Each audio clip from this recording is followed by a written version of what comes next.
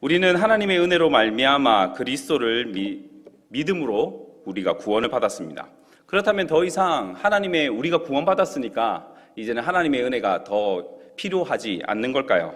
아니라는 거죠. 사람이 태어나기만 하면 그러면 끝이 아니라 자라야 합니다. 그런 것처럼 하나님의 은혜로 구원받은 사람들은 계속적인 하나님의 은혜 속에서 자라나야 합니다. 우리의 하나님의 은혜의 방법은 우리가 무엇이 있다고 배웠냐 하면 말씀과 성례와 기도를 배웠습니다. 그리고 우리는 2주 전부터 하나님의 은혜의 방편인 기도에 대해서 우리가 배우고 있습니다. 오늘부터 주님이 가르쳐 주신 주기도문을 살펴보도록 하겠습니다. 먼저 제 186문답을 보도록 하겠습니다. 제가 문을 읽으면 답을 해주시면 감사하겠습니다. 하나님께서는 기도의 의무에 관한 지시로 어떠한 법칙을 주셨는가? 하나님의 말씀 전체가 기도의 의무에 관한 지시로 사용되지만 특별히 지시하신 지도 법칙으로는 보통 주기도라고 하는 우리 구주 예수 그리스도께서 제자들에게 가르치신 기도의 양식이 있다. 네. 말씀도 같이 요한일서 5장 14절 말씀도 같이 한번 읽겠습니다. 시작. 그를 향하여 우리가 가진 바 담대함이 이것이니 그의 뜻대로 무엇을 구하면 들으심이라. 아멘. 하나님께서는 하나님의 뜻대로 무엇이든지 구하면 들어주시는 분이십니다.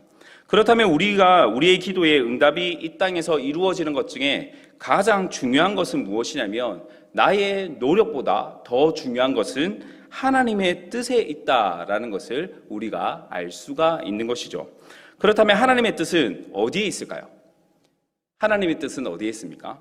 모든 곳에 하나님의 뜻이 있습니다. 하지만 그 뜻을 우리가 발견하기가 어렵죠. 다시 말하면 우리는 하나님의 모든 말씀 속에 하나님의 뜻이 담겨져 있습니다. 하나님의 자연 계시 속에 그리고 하나님의 특별 계시 속에 모든 하나님의 말씀 속에 하나님의 뜻이 들어져 있습니다. 하지만 자연 계시만으로 그러니까 우리가 자연을 보면서 기도는 하나님의 뜻을 분명하게 기도하면서 하나님의 뜻을 분명하게 반영할 수가 없습니다. 그냥 세상 만물을 보면서 하나님의 뜻을 분명하게 반영해서 기도할 수 없다는 것이죠. 왜 그럴까요? 그 이유는 1번을 보시면 우리는 왜 기도에 관한 지침이 필요한가라고 질문했습니다. 사람의 마음과 정신은 죄로 말미암아 하나님께서 주시는 지침이 없이는 제대로 기도할 수 없을 만큼 심히 타락하였기 때문에 우리에게는 바르게 기도할 수 있는 지침이 필요하다. 바른 기도를 하기 위해서는 하나님에 대해 우리 자신에 대해 우리가 어떻게 하나님과 화목하게 되었는지에 대해 알아야 할 뿐 아니라 그 외에도 기도와 관련된 특별한 지식이 필요하다. 그렇지 않으면 우리의 기도는 무지하고 잘못된 기도가 될 수밖에 없다라고 말합니다. 우리의 기도의 지침에 필요한 첫 번째 이유가 무엇이냐면 인간이 타락했기 때문입니다. 타락의 근본을 보면 하나님처럼 되고 싶다라는 욕심이 있는 것이죠. 선악을 판단하는 자리에 하나님이 아닌 누가 앉은 것입니까? 사람이 자신이 앉은 것입니다. 그래서 기도 또한 어떻게 하냐면 하나님 중심의 기도를 하는 것이 아니라 자기 중심의 기도를 함으로써 바른 기도를 드릴 수가 없는 것이죠. 바른 기도를 드리기 위해서는 하나님에 대해서 그리고 나 자신에 대해서 그리고 하나님과 자신의 관계 그리고 기도에 대한 지식이 필요합니다. 그렇다면 바른 기도에 대한 이러한 바른 지식들을 어디로부터 배울 수 있을까요? 어디로 배울 수 있는지, 바른 기도를 하기 위해 필요한 지식의 원천은 어디서 얻을 수 있는가? 한번 읽어보도록 하겠습니다. 시작. 성경이다. 기록된 하나님의 말씀이야말로 이러한 지식을 얻을 수 있는 유일한 원천이다. 하나님의 자연 계시는 기도에 관한 지침으로는 충분치 않으며 그것만으로 범죄한 인간의 필요를 모두 채워줄 수도 없다. 따라서 성경의 조명을 받지 않고 오직 본성으로 사는 이방인은 무지하고 잘못된 기도를 할 수밖에 없다. 말씀도 한번 읽도록 하겠습니다. 마태복음 6장 7절 말씀입니다. 또 기도할 때에 이방인과 같이 중언부언하지 말라. 그들은 말을 많이 하여야 들으실 줄 생각하느니라. 아멘. 각 나라마다 공통적으로 존재하는 것이 있다면 무엇이 있을까요? 여러분도 코로나 이전에 여러 곳을 돌아다녀 보셨을 거고, 그리고 유튜브나 여러 가지 매체를 통해서 세계의 각국들을 보실 텐데, 저런 것들은 참 우리랑 비슷하다, 이런 것들 보신 적 있지 않으십니까? 그 가운데서 여러분이 간 나라들마다 생각해 보실 때 공통적으로 있는 것이 무엇이 있을까요? 제가 이렇게 보니까 여러 가지가 있는데 그 중에 대표적인 것이 있다면 그것은 종교라는 것입니다. 종교는 다 있더라고요. 어느 나라를 가든지 종교는 있습니다. 종교가 없는 나라는 없어요. 참 신기합니다. 이 과학이 발전하고 있는 시대임에도 불구하고 종교가 없는 곳은 없어요. 종교의 행위 중에 공통적인 것이 있다면 그것은 기도일 것입니다. 여러분도 저도 이제 제가 직접 그러한 기도의 모습을 본 것은 아니지만 어느 순간에 뭐 드라마를 보든지 사극을 보든지 하면 우리나라의 정형적인 기도의 모습은 이런 것 같습니다. 저 이미지 속에 gat혀 있는 거는요. 뭐가 있냐면 정한술 떠두고, 그러니까 그릇에 물 한 그릇 담아두고 밤에 이렇게 비는 그런 기도의 모습. 우리나라의 좀 정형적인 모습이 그런 기도의 이미지가 있는 것 아닌가 싶습니다. 제 머릿속엔 그런 게 있더라고요. 우리가 대표적인 기도의 모습이 있는 것처럼 다른 나라에도 마찬가지입니다. 그런 기도의 모습이 있죠. 중언부언하지 말라라는 뜻은 무엇이냐면 주문 외우듯이 기도하지 말라라는 뜻입니다. 주문은 같은 말을 계속해서 반복하는 것이죠. 성경에도 중언부언하는 그러한 기도의 모습들이 등장합니다. 구약에도 등장하고 신약에도 등장을 해요. 구약에는 언제가 대표적인 것이 있다고 하냐면 갈멜산에 바알 선지자들이 바알의 이름을 아침부터 저녁까지 부르면서 오 바알이여 응답하소서, 이런 말들을 계속해서 반복했던 그런 모습입니다. 그리고 에베소의 은장색 데메드리오의 선동을 받은 사람들이 무려 2시간 동안 위대하도다 에베소인의 아데미여 라고 하면서 반복했던 그러한 것들을 보게 되어지면, 그러한 반복된 말을 함으로써 무엇을 하면 그들의 신을 설득하려 하는 모습이죠. 이러한 기도를 하는 이유가 무엇일까요? 그러니까 왜 주문과 같은 중언부언하는 반복적인 주문의 기도를 하는 것일까요? 그 이유가 무엇이냐면 성경의 조명을 받지 않고 오직 타락된 본성으로 기도하기 때문입니다. 하나님의 말씀의 기준으로 삼지 않고 자신의 본성대로 기도하기 때문에 그러한 모습이 나온다라는 것이죠. 3번을 보시면 성경의 기도의 지침이 되는 준거로서 제시하는 3가지는 무엇인가 라고 되어져 있습니다. 성경은 기도의 지침이 되는 준거에 대해서 3가지를 제시하는데 우리 1번 같이 한번 읽어보겠습니다. 일반적인 성경의 가르침이다. 즉 성경이 하나님, 사람, 구원, 인간의 본분 등에 관해 가르치는 모든 것이다.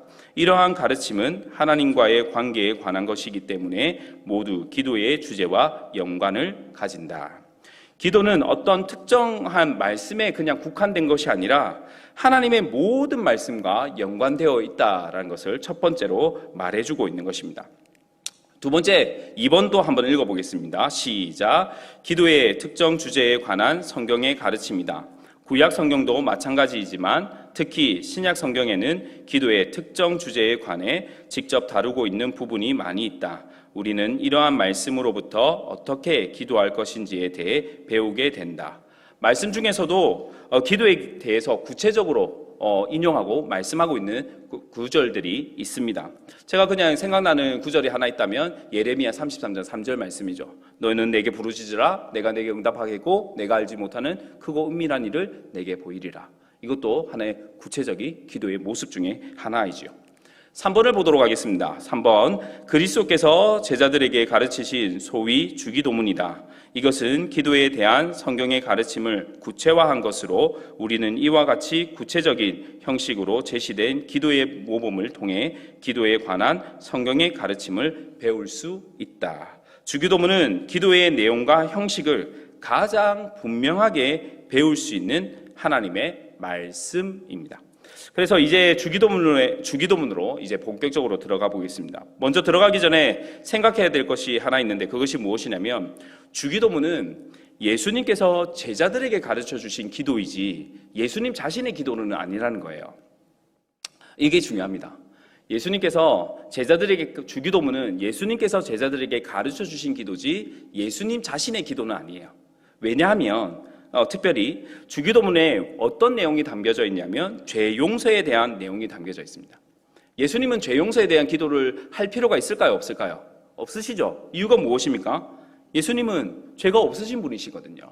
그럼에도 불구하고 죄 용서에 대한 기도의 문구를 넣어주신 이유는 무엇이냐면 제자들에게 그 기도를 가르치시기 위해서라는 것입니다.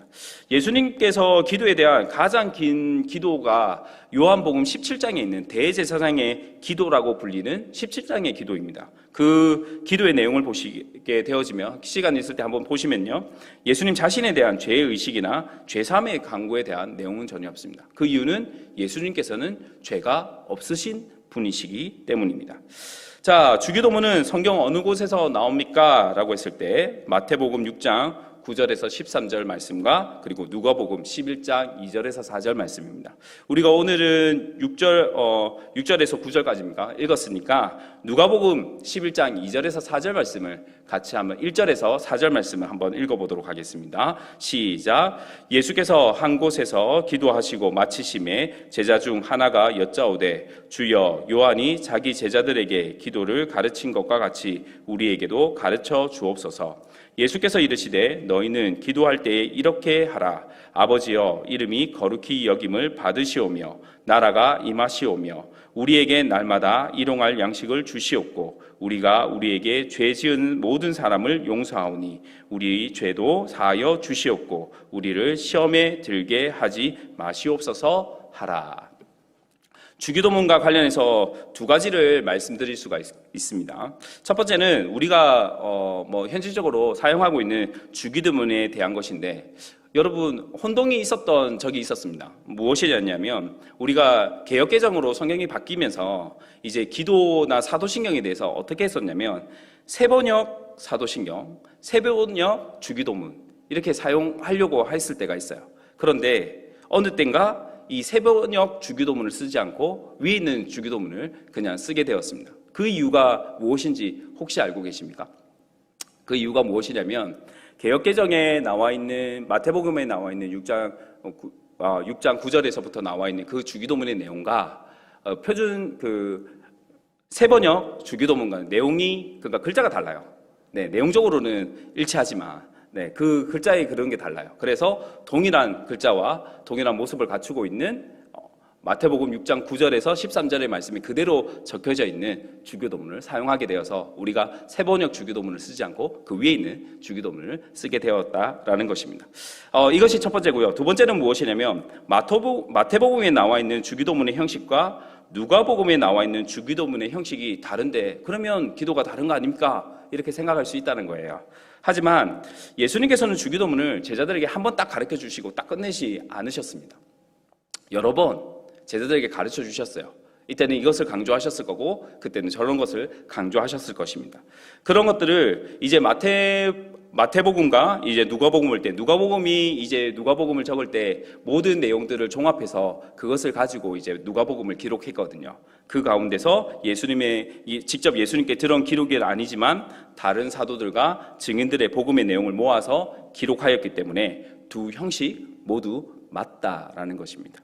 예수님께서 주기도문을 통해 우리에게 기도의 양식을 그렇게 가르쳐 주신 것이죠. 그래서 주기도문을 보실 때 마태복음과 누가복음을 같이 보시는 것이 도움이 되어집니다. 자, 제 187문답을 같이 보도록 하겠습니다. 187문답입니다. 주기도문은 어떻게 사용하여야 할 것인가? 주기도문은 우리가 본을 따라야 할 기도를 위한 하나의 지침이자 표본으로 사용될 뿐만 아니라 우리 자신의 실제적인 기도로도 사용할 수 있으므로 이해, 믿음, 경건 등 기도의 의무를 바로 이행하는 데 필요한 다른 은혜를 가지고 해야 한다. 주기도문이라는 것은 한마디로 무엇이라고 얘기할 수 있냐면 주문은 아니라는 것입니다. 무슨 얘기냐면 주문처럼 그냥 달달 외우고 그렇게 반복하는 이러한 기도는 주기도문이 아니라는 것이에요. 우리는 주기도문을 어떻게 우리의 기도를 위한 모범으로 사용할 수 있는가입니다. 네 가지가 있는데 하나씩 읽어보도록 하겠습니다. 1번 읽어보겠습니다. 시작.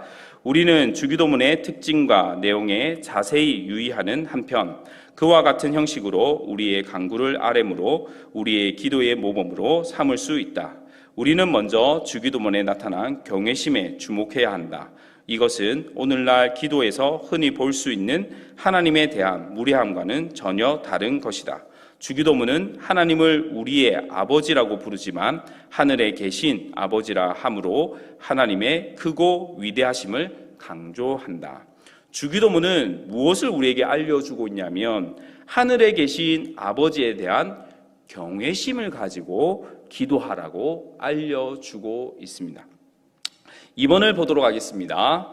2번을 보시면 함께 읽겠습니다. 시작. 우리는 주기도문의 간결성과 함께 단순성과 직접성에 주목해야 한다. 주기도문에는 어떤 수식어나 미사여구도 없고 웅변적 장황함도 없다. 그것은 단순하고 간단하며 요점적이다. 이것이 타당하다는 것은 하나님께서 우리가 간구하기 전에 이미 우리의 소원과 필요를 알고 계시다는 사실을 생각하면 쉽게 알 수 있다. 마태복음 6장 8절 말씀도 함께 읽겠습니다. 시작. 그러므로 그들을 본받지 말라. 구하기 전에 너희에게 있어야 할 것을 하나님 너희 아버지께서 아시느니라. 아멘. 하나님 아버지께서 보시는 것은 우리의 화려한 언변이나 미사여구를 보시는 것이 아니라 무엇을 보실까요? 우리의 중심을 보시는 것이죠. 하나님께서 우리의 중심을 보십니다.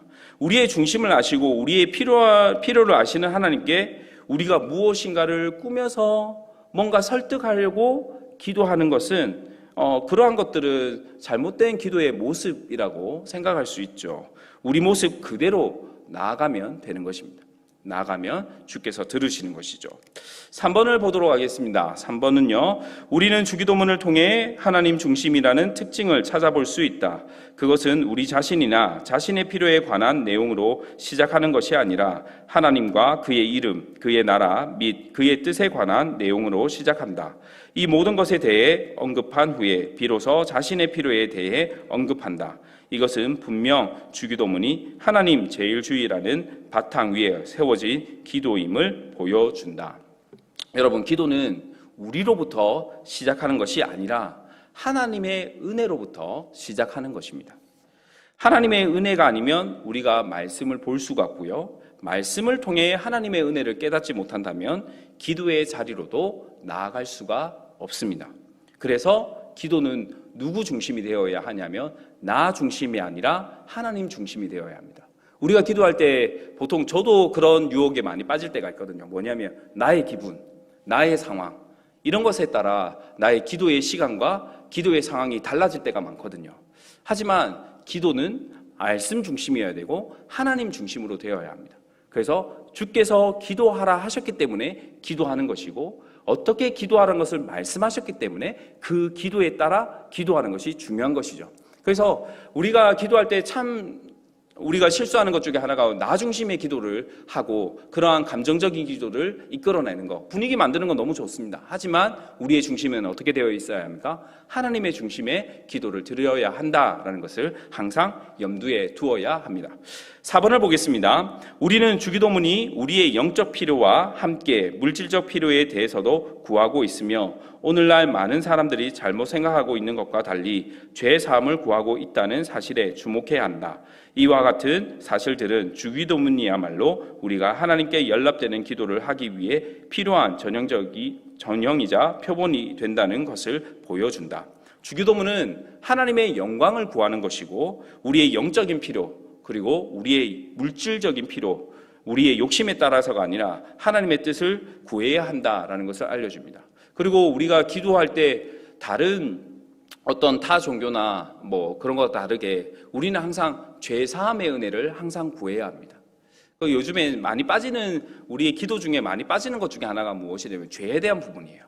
어느 순간에 옛날에는 여러분 기도 내용 들으시면 우리는 대표교단에게 듣고 있으면 혹시 그러신 적 없으십니까? 바로 지옥 갈 것 같다.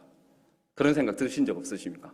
제가 어렸을 때 진짜 지옥 가겠구나 뭐 이런 생각이 들 때가 있었거든요. 대표기도 하시는데 그 기도를 듣고 함께 기도하고 있으며 근데 요즘에는 그런 죄에 대한 그런 기도가 많이 사라져 있는 모습을 보게 되어집니다. 그런데 세상을 보면 더 도덕적으로 말씀적으로 타락한 우리의 모습 또한 보게 되어지는 것이죠. 2번을 보도록 하겠습니다. 주기도문을 어떻게 우리 자신의 기도로 사용할 수 있는가입니다. 주기도문은 그 자체로나 다른 기도와 연결하여 사용할 수 있다. 이때 우리는 본 조항에 언급된 이해력과 믿음과 경외심과 기타 바른 기도를 위해 필요한 은혜를 가지고 사용해야 한다. 즉 우리는 언제나 주기도문을 기계적이고 형식적으로 사용하지 않도록 주의해야 한다는 말이다. 앞에서도 말씀드렸지만 주기도문은 주문이 아닙니다. 우리가 쉽게 실수하는 것 중에 하나가 주기도문을 기계적으로 형식적으로 외우는 방식으로 남용하는 것이죠. 그렇다고 이러한 이유 때문에 주기도문을 외우는 것을 반대하는 것도 문제입니다. 말씀을 암송하고 말씀을 외우고 있는 것은 너무나 중요한 것이거든요. 그래서 주기도문을 외우는 것을 반대하는 것이 아니라 이것이 기계적이거나 형식적이 되지 않도록 우리는 끊임없이 하나님과의 인격적인 교제들을 나눌 수 있어야 하는 것이죠. 목적은 기도를 위한 것이 되어야 하고 단순히 외우기 위하고 암송을 위한 것이 되어서는 안 됩니다. 어떤 사람들은 주기도문이 옛시대에 속한 것이기 때문에 이 옛시대라는 것을 기준을 뭘로 가지고 있냐면 예수님께서 십자가에 죽으시기 이전으로 생각해서 옛시대라고 얘기하는 사람들이 있거든요. 세대주의자들이 그런 경우가 있습니다. 율법적이며 신약의 성도들에게 적용되지 않는다라고 주장을 합니다. 무슨 얘기냐면 예수님이 십자가에 달리시기 전에 가르쳐 주신 주기도문은 옛시대의 것이기 때문에 율법적인 것이기 때문에 그거 안 해도 된다. 안 지켜도 된다. 그런 기도 안 배워도 된다. 이렇게 얘기하는 사람들이 있다는 거예요. 주기도문을 율법적인 것으로 해석하는 사람들은 무엇을 근거로 하냐면 모세의 율법을 이해하는데 그런 식으로 표현을 합니다. 그런데 큰 오류가 있어요. 무엇이냐면 하나님의 은혜는 언제부터 있었을까요? 하나님의 은혜는 창조 때부터 있었습니다. 하나님의 은혜는 항상 흐르고 있었어요. 우리가 모세 때부터 그리스도에 이르기까지 항상 하나님의 은혜는 흐르고 있었습니다. 율법 시대를 본다고 해도 마찬가지입니다. 간단하게 이러한 사상이 잘못된 이유를 설명한다면 십계명을 주신 시점을 살펴보면 출애굽 이후의 사건이라는 것이에요. 무슨 얘기냐면 구원을 받은 후에 하나님께서 율법을 주셨다라는 거예요. 율법 또한 하나님의 은혜를 근거해서 주어진 것입니다. 하나님의 은혜로 구원받은 자에게 하나님께서 율법을 주셨다는 거예요. 그래서 항상 우리가 하나님의 은혜 가운데 거하고 있는 것, 주님께서 그 은혜 가운데 주기도문도 우리에게 주셨다라는 것을 말해주고 싶은 겁니다. 제 188문답을 보도록 하겠습니다. 188문답은 짧으니까 제가 읽을게요. 주기도문은 몇 부분으로 구성되어 있는가? 답입니다. 주기도문은 세 부분으로 구성되어 있으니 서원과 기원과 결론이다 라고 되어 있습니다. 주기도문을 세 부분으로 나눌 수 있다는 거예요. 서원과 기원과 결론입니다. 이렇게 세 부분으로 구분되어 있는데 오늘은 첫 번째 부분인 서원 부분을 살펴보도록 하겠습니다. 자, 189문답을 읽도록 하겠습니다. 주기도문의 서원은 우리에게 무엇을 가르치고 있는가? 하늘에 계신 우리 아버지여라고 한 주기도문의 서원이 가르치는 바는 우리가 기도할 때의 부성적인 선하심과 우리가 받는 우리의 유익을 믿고 하나님께 나아갈 것과 경외심과 자녀 같은 태도로서 하나님을 사랑하고 그의 주권적 권세, 위엄 그리고 은혜로운 비하에 대한 이해를 가지고 하나님께 나아가는 것이며 다른 사람들과 함께 또는 그들을 위하여 기도할 때에도 마찬가지다. 먼저 주기도문의 서원과 6개의 강구 그리고 마지막 결론으로 되어져 있습니다. 1번을 보시게 되어지면 주기도문의 서론에 담겨있는 두 가지 핵심 사상에 대해서 나와 있는데 첫 번째는 무엇이냐면 하나님은 자기 백성들의 아버지라는 사실과 그리고 2번은 그럼에도 불구하고 하나님은 그의 백성보다 훨씬 높은 하늘의 위엄과 영광 가운데 계시기 때문에 우리와 구별된다라는 이 두 가지 핵심 사상을 이 서원에 담고 있습니다. 하나님께서는 하나님 백성들의 무엇이 되어주시냐면 아버지가 되어주세요. 그렇다면 누가 하나님의 백성들이 될까요? 누가 하나님을 아버지라 부를 수 있을까요? 요한복음 1장 12절 말씀 같이 읽겠습니다. 시작. 영접하는 자 곧 그의 이름을 믿는 자들에게는 하나님의 자녀가 되는 권세를 주셨으니 아멘. 우리 죄를 위해 십자가에 죽으시고 부활하신 예수 그리스도를 영접한 자만이 하나님의 자녀, 하나님의 백성이 될 수 있습니다. 그래서 하나님의 백성이 아닌 자가 주기도문으로 기도할 때는 아무런 효력이 없다라고 말을 하기도 합니다. 모든 사람이 하나님의 피조물이지만 모든 사람이 무엇은 아니냐면 하나님의 백성은 아닙니다. 왜 그럴까요? 하나님께서 만드셨음에도 불구하고 하나님의 백성이 되지 못하는 그 이유가 무엇일까요? 그 이유는 죄로 말미암아 모든 사람이 무엇이 되었습니까? 마귀의, 사탄의 자식이, 자녀가 되었기 때문입니다. 하지만 하나님의 은혜로 말미암아 우리는 예수 그리스도를 믿음으로 무엇이 된 것이죠? 하나님의 자녀, 하나님의 백성이 되었습니다. 그렇다면 하나님의 은혜로 말미암아 하나님의 자녀가 된 우리는 어떠한 마음가짐을 가지고 어떠한 태도를 가지고 하나님께 기도해야 될까요? 2번을 보시면 그리스도인들은 하늘에 계신 아버지에 대해 어떠한 태도를 가져야 하는가라고 되어 있습니다. 함께 읽도록 하겠습니다. 시작. 부성적 선하심과 자녀로서의 권리에 대해 확신하는 태도를 가져야 한다. 본래 조항에 사용된 권리란 하나님의 선하심의 혜택을 누릴 수 있는 분깃을 의미한다. 우리는 하늘에 계신 아버지께서 우리를 사랑하시며 돌보신다는 사실과 기도를 통해 그의 보좌에 나아가는 것이 결코 헛되거나 무익한 것이 아님을 깨달아야 한다. 하나님을 아버지로서 확신하는 태도는 성령께서 우리의 마음속에서 행하시는 특별한 사역에서 비롯된 것이다. 말씀도 함께 읽겠습니다. 요한복음 3장 16절 말씀입니다. 시작. 하나님이 세상을 이처럼 사랑하사 독생자를 주셨으니 이는 그를 믿는 자마다 멸망하지 않고 영생을 얻게 하려 하심이라. 아멘. 우리는 기도할 때에 독생자 예수 그리스도께서 그리스도까지 주시면서 우리를 구원하고 구원하시는 하나님의 사랑을 확신해야 한다는 것이죠. 하나님께서 우리를 얼마나 사랑하시냐면 독생자 예수 그리스도를 주시기까지 우리를 사랑한다라는 것입니다. 그런 확신 가운데 우리가 주기도문을 하면서 나아가야 하는 것이죠. 두 번째, 히브리서 11장 6절 말씀도 같이 한번 읽도록 하겠습니다. 시작. 믿음이 없이는 하나님을 기쁘시게 하지 못하나니 하나님께 나아가는 자는 반드시 그가 계신 것과 또한 그가 자기를 찾는 자들에게 상 주시는 이심을 믿어야 할지니라. 아멘. 우리는 기도할 때에 우리의 믿음이 하나님의 기쁨이 되고 믿음을 통해 하나님의 상급이 있음을 확신해야 합니다. 이러한 하늘에 계신 우리 아버지에 대한 확신은 성령 하나님의 특별한 사역이기도 하죠. 우리는 창조주 하나님께서 피조물인 사람에게 베풀어 주신 놀라운 사랑과 은혜에 경외심을 가지지 않을 수가 없다라는 것입니다. 요즘 이런 사람들이 있어요. 여러분은 그런 분은 아니시라고 생각합니다. 은혜를 받았음에도 불구하고 뻔뻔하게 더 행동하는 사람들 있죠. 무엇인가 더 은혜 받았는데 더 뻔뻔해지는 사람들. 그런 사람들이 있습니다. 이 사람은 나보다 잘 사니까, 이 사람은 나보다 더 많이 무엇인가 가지고 있으니까 나는 이 사람에게 좀 기대서 좀 뻔뻔하게 살아가는 그런 사람들도 있어요. 은혜의 뻔뻔함으로 반응하는 그런 사람들도 있는 것이죠. 하나님은 부족함이 없으신 분이십니다.